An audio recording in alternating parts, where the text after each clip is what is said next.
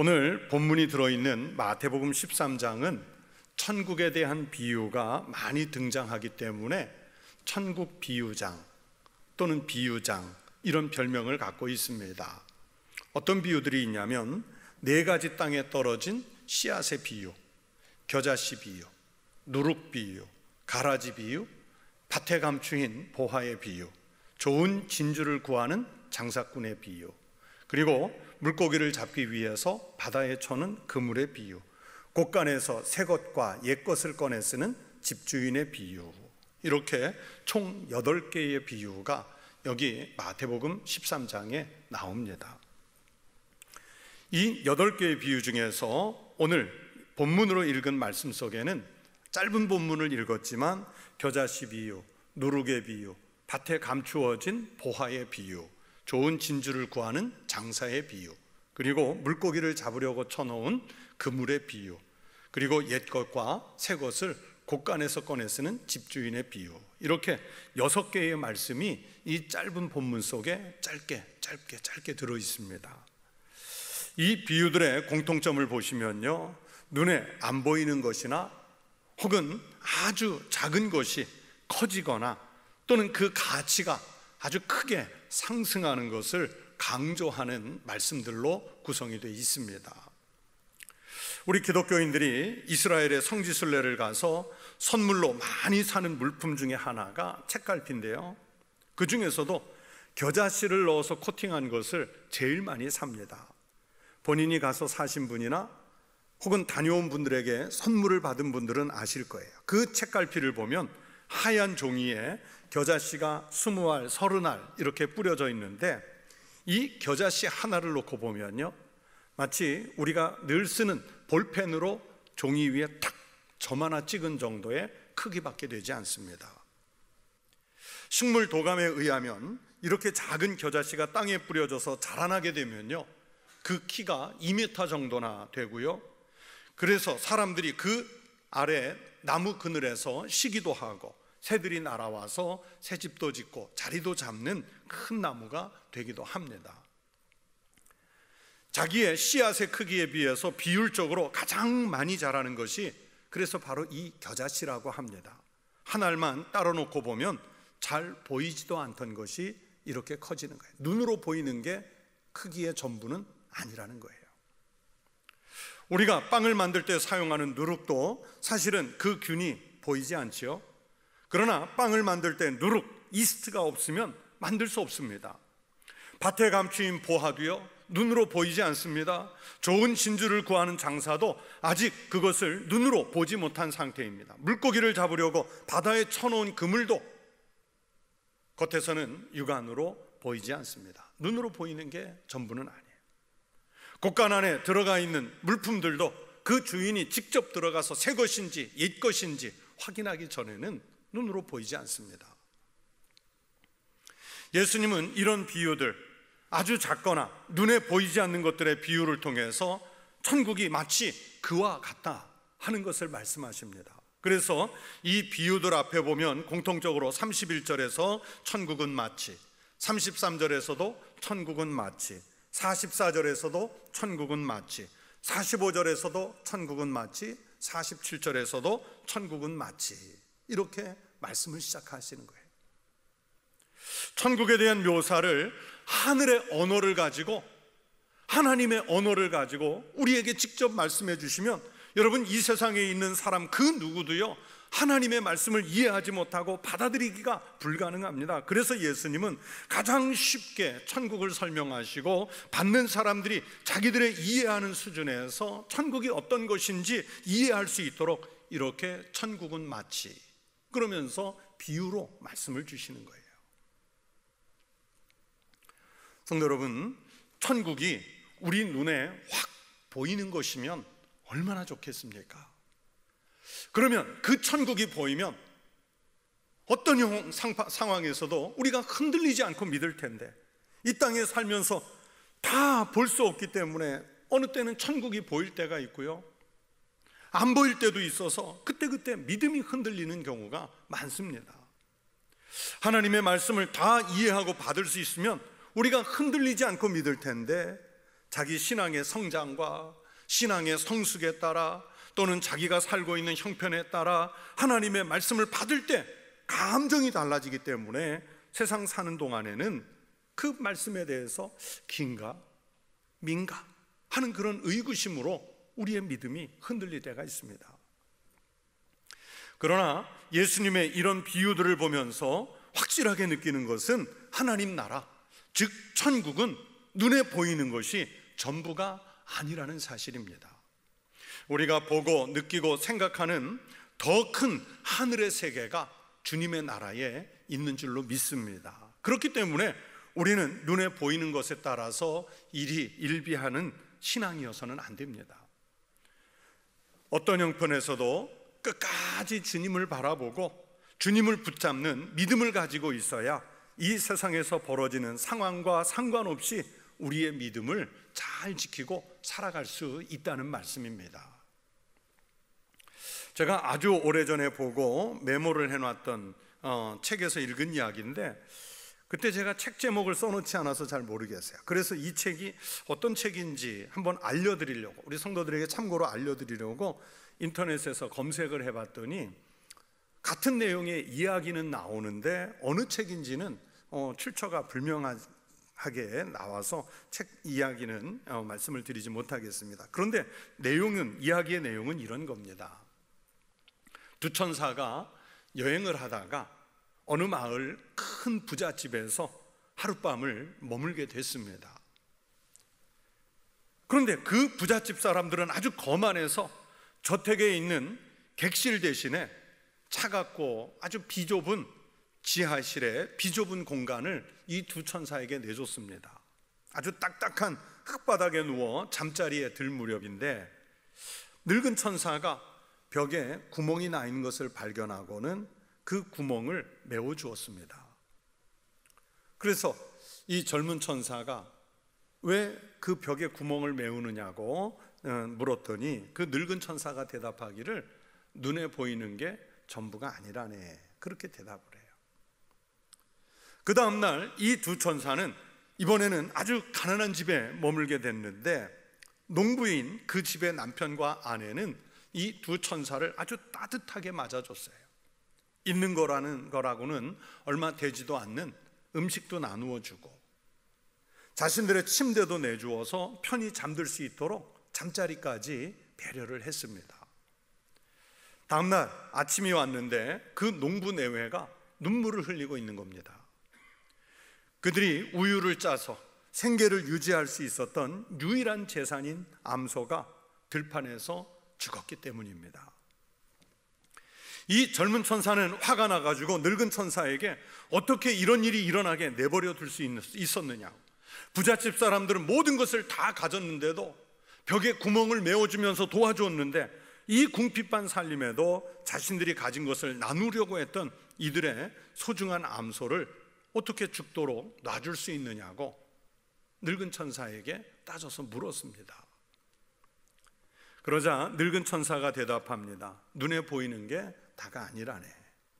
이보게, 우리가 그 부잣집 지하실에서 잠을 잘 때 난 그 벽 속 구멍에서 황금 덩어리를 봤네.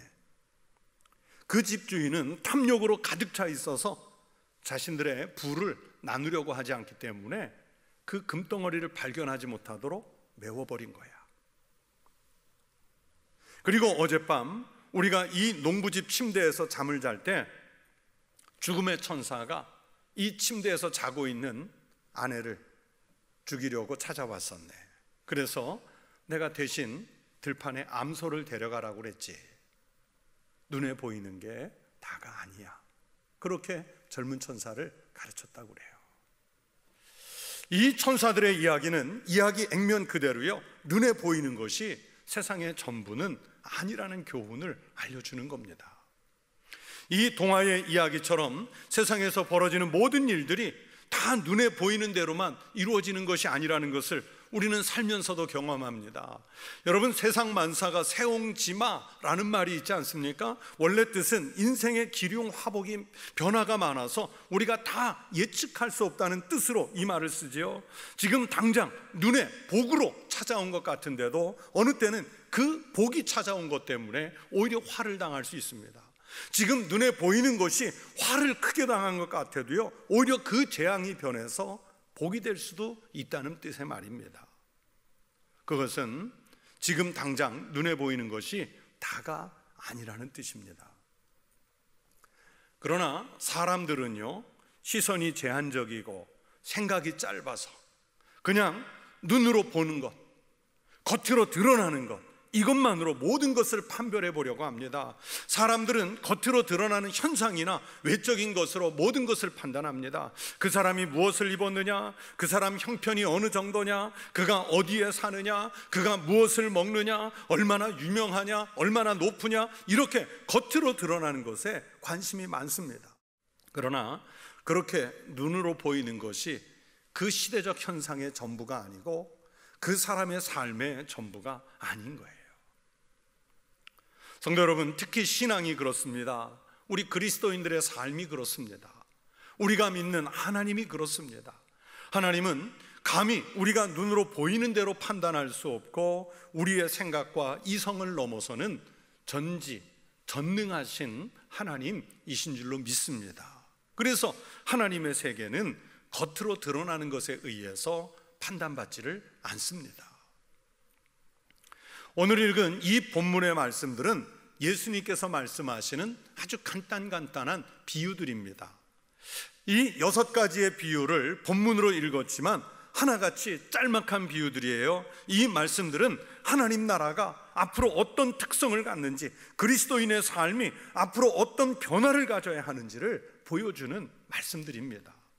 이 비유들은 하나님 나라의 특성에 대해서도 말씀하고 또 하나님 나라를 위해서 일하는 그리스도인들이 어떻게 살아야 하는지에 대해서 잘 설명해 주시는 말씀들입니다. 앞으로 우리가 어떤 삶을 살아가야 할지의 자세를 알려주시는 말씀들이라는 뜻입니다.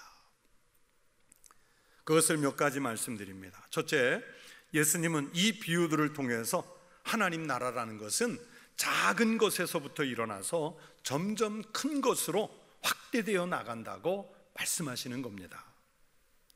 여러분, 단적으로 예수님의 제자들을 생각해 보세요. 그 당시에 사람들이 보기에 예수님의 제자들이라는 사람들, 아주 작고 얼마나 볼품없는 사람들처럼 보였을 것입니까?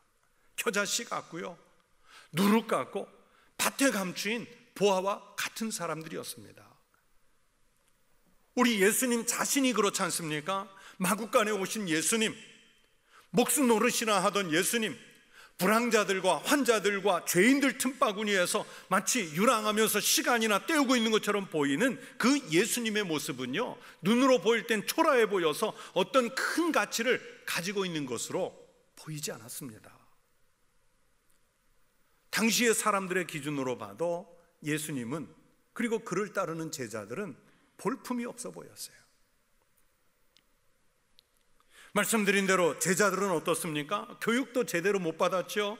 예의도 없고 농촌이나 어촌 출신이고 세리이거나 열혈당원이고 또 거기다가 성격까지 불같아가지고 별로 쓰임새가 보이지 않는 그 인물들이 방랑자인 예수를 따라서 별로 할 일도 없이 우르르 몰려다니는 마치 패거리 같은 사람들로 보였을 것 아니겠습니까?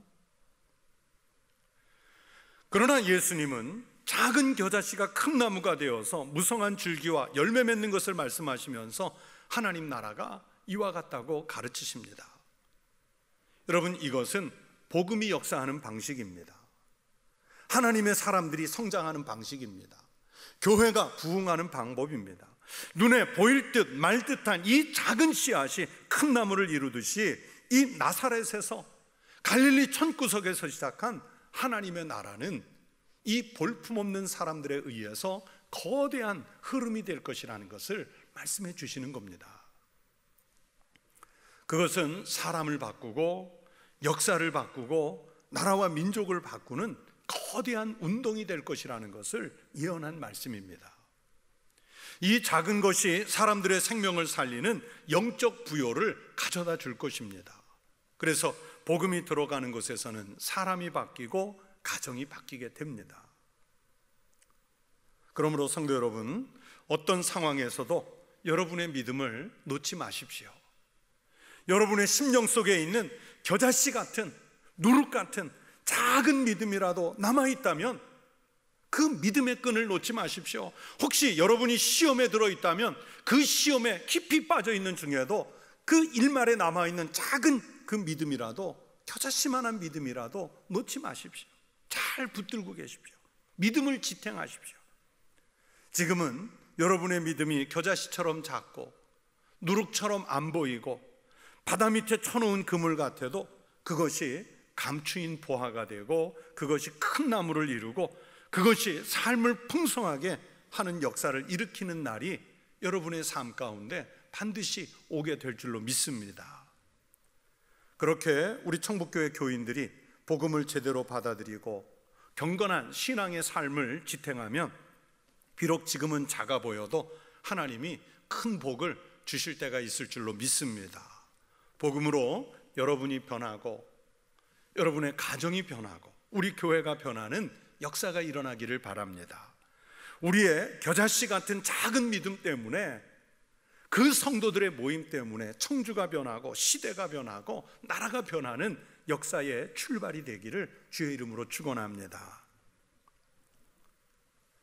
두 번째는, 예수님은요, 하나님 나라가 지금 있는 이 자리에서 더 큰 세계로 확대되어 가야 한다고 말씀합니다. 여러분 누룩 잘 아시죠? 서양 사람들은 이스트라고 하는데, 술을 제조할 때, 빵을 만들 때 이 효모균은 아주 중요한 역할을 합니다. 오늘 성경의 말씀대로요, 누룩은요 조금만 있어도 가루를 부풀게 하고 수십 덩이의 떡이 되게 합니다. 오늘 본문 33절에서는 그래서 이 효모, 누룩의 효과를 이렇게 말씀하지요. 또 비유로 말씀하시되 천국은 마치 여자가 가루 서말 속에 갖다 넣어 전부 부풀게 한 누룩과 같으니라.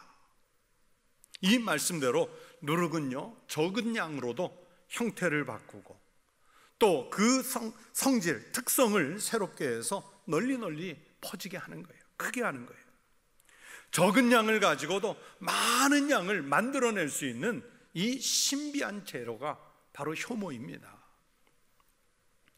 왜 예수님은 오늘 본문에서 천국을 누룩에 비유해서 말씀하셨을까요? 누룩의 확장성, 이 누룩이 부풀려지는 것에 우리는 주목해야 합니다.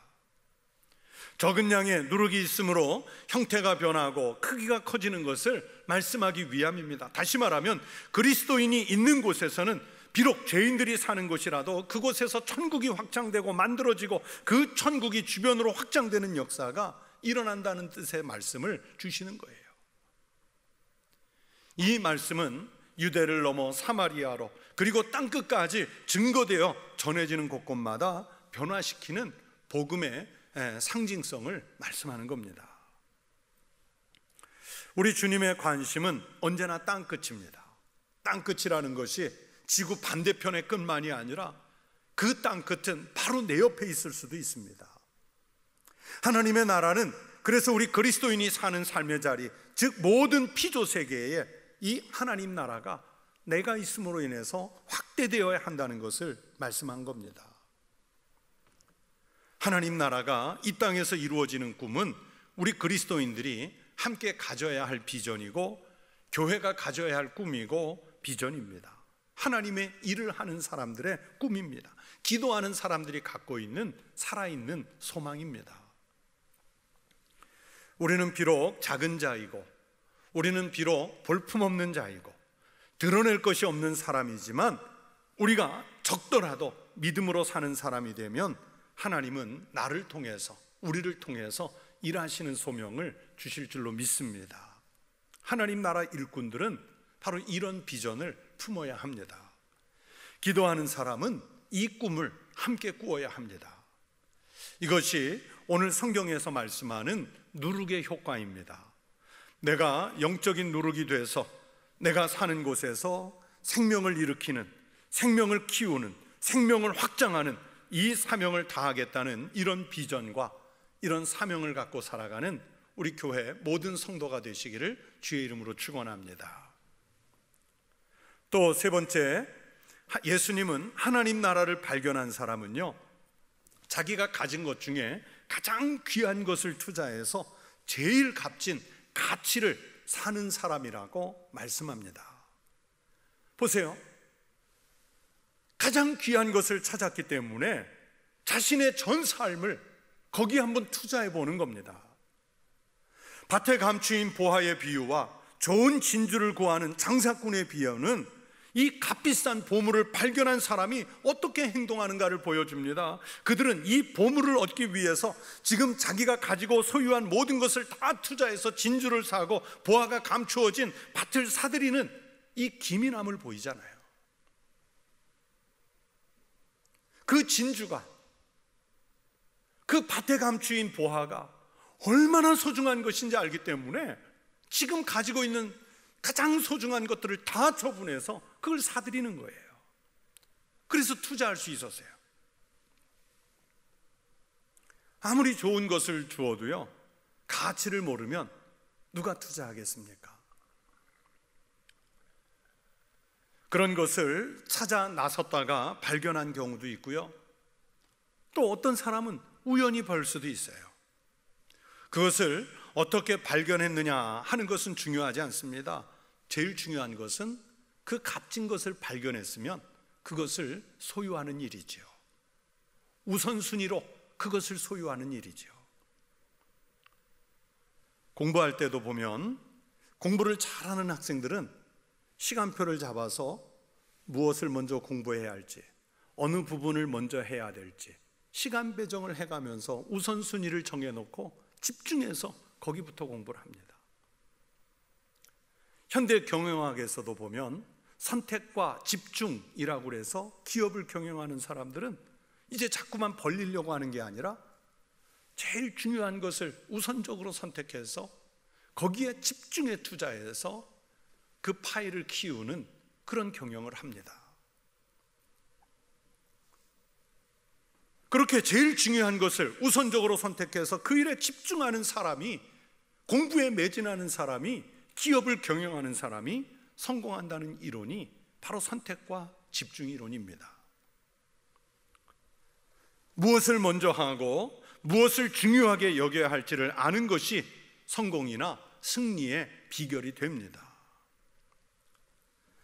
하나님 나라의 가치를 아는 사람, 하나님 나라를 신앙 고백 속에서 진심으로 발견한 사람은요, 그래서 이게 제일 소중하다는 것을 알기 때문에 이 세상에 자기가 가지고 있는 모든 것을 투자해서 하나님 나라를 얻어야 하겠다는 것을 내 인생의 우선순위에 두는 거예요. 이것이 내 인생에서 가장 중요하고 가장 좋은 것이라는 것을 알기 때문입니다. 사도 바울은 그것을 알고 잘 실천한 사람의 모범입니다. 전에는 예수를 핍박하던 분이잖아요.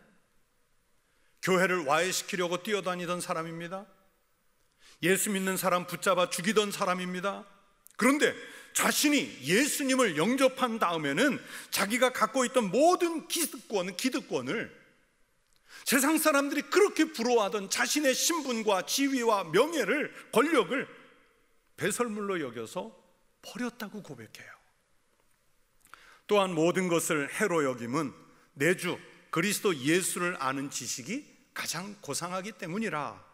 내가 그를 위하여 모든 것을 잃어버리고 배설물로 여김은 그리스도를 얻고.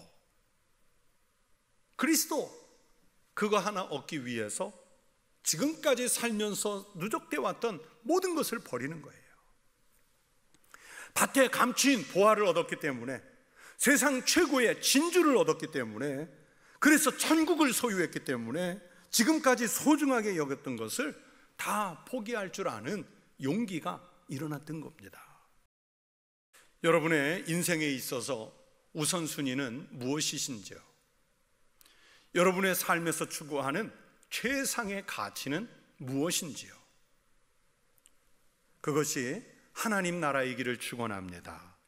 눈에 보이지 않는 작은 믿음이라도 잘 지탱하시고, 아직은 감추어져 있는 여러분의 보배와 같은 신앙이 여러분의 인생에서 큰 복으로 나타나는 결실이 있으시기를 축원합니다.